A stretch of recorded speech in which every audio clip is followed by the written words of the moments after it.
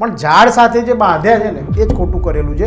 કોઈ શખ્સ એનો વિડીયો બનાવતો હતો અને એને પણ ના પાડી દેવામાં વિડીયો બનાવતો હતો, વિડીયો બની પણ ગયો હતો. એ લોકો હાઈકોર્ટમાં અથવા બીજી કોઈ જગ્યાએ થશે તો પોલીસ વિરુદ્ધ પણ એક્શન લેવાશે. ડૉક્ટર KLN રાવે એક પરિપત્ર બહાર પાડ્યો હતો કે કોઈ પણ ગુનેગારના વરઘોડા નહીં કાઢવાના. એટલે માનવ અધિકારનું હનન થયું છે આની અંદર, અને માનવ અધિકારનું હનન થાય એ કોઈ પણ અંશે ચલાય નહીં. પોલીસને લાંછન લાગે તેવી ઘટના અમદાવાદના સાણંદ વિસ્તારના પોલીસ સ્ટેશનમાં બની છે. આરોપીને સજા કરવામાં આવી, પણ આ સજા તાલિબાની જેવી કરવામાં આવી. હાઈકોર્ટ દ્વારા જે નિયમો આપવામાં આવ્યા હતા તે નિયમોનું ઉલ્લંઘન કરવામાં આવ્યું અને ખુદ પોલીસ અત્યારે પોતાના કાયદાના સકંજામાં આવી ગઈ છે. શું છે સમગ્ર ઘટના તે જાણીએ અમારા સહયોગી રીતેશ શાહ પાસેથી. નમસ્કાર, લલકાર ન્યૂઝ સાથે હું કિરણ ગઢવી. નમસ્કાર, હું રીતેશ શાહ.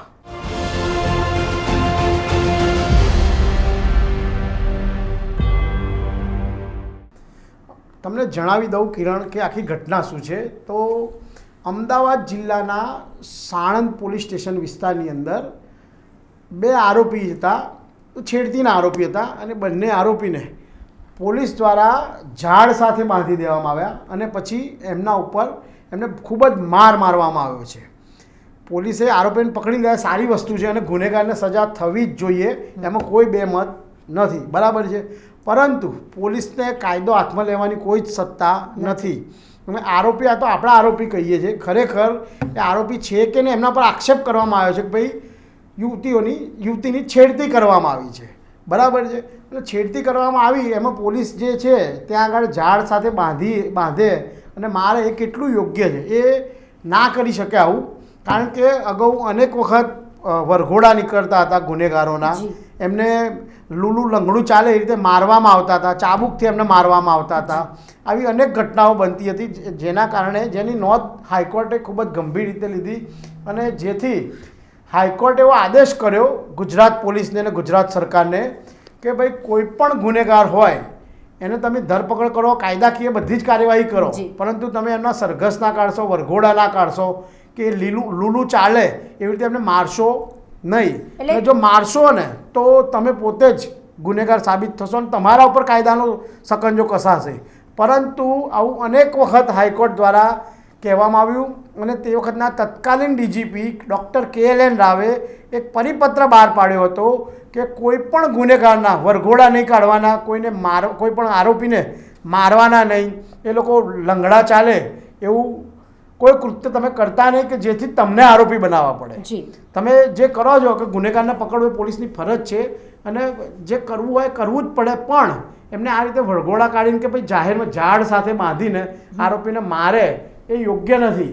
એટલે આ પોલીસ જે છે એ ખરેખર છેડતીના આરોપીને જે પકડે એ સારી વાત છે, કે ખરાબ વસ્તુ નહીં, છેડતીના આરોપીને પકડવા જ જોઈએ અને એમના ઉપર કાયદેસરની કાર્યવાહી થવી જ જોઈએ, એનાથી આપણને કોઈ જ વિરોધ નથી.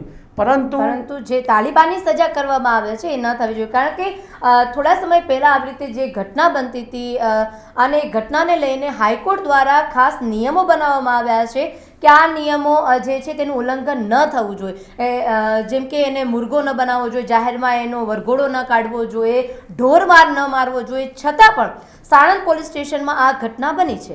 આ ઘટનામાં જે રીતે આરોપીઓને જે નિર્દયતાથી મારવામાં આવ્યા છે તેને લઈને હવે આ જે કરી છે એને સજા, તેને લઈને હવે પોલીસ ખુદ સકંજામાં આવ્યા છે. તો પોલીસની સામે કોઈ કાર્યવાહી થશે? સાણંદ પોલીસ સ્ટેશનના પોલીસ ઇન્સ્પેક્ટર છે BT ગોહિલ, એ ગોહિલ સાહેબ પોતે જ ત્યાં આગળ આ ઘટના સ્થળે હતા અને એમની અધ્યક્ષતામાં જ આ આરોપીઓને મારવામાં આવ્યા, ઝાડ સાથે બાંધવામાં આવ્યા અને બાંધીને ખૂબ જ મારવામાં આવ્યો છે. અને આરોપી પણ છેડતીના છે, એટલે ગુસ્સો હોય વસ્તુ બરાબર છે.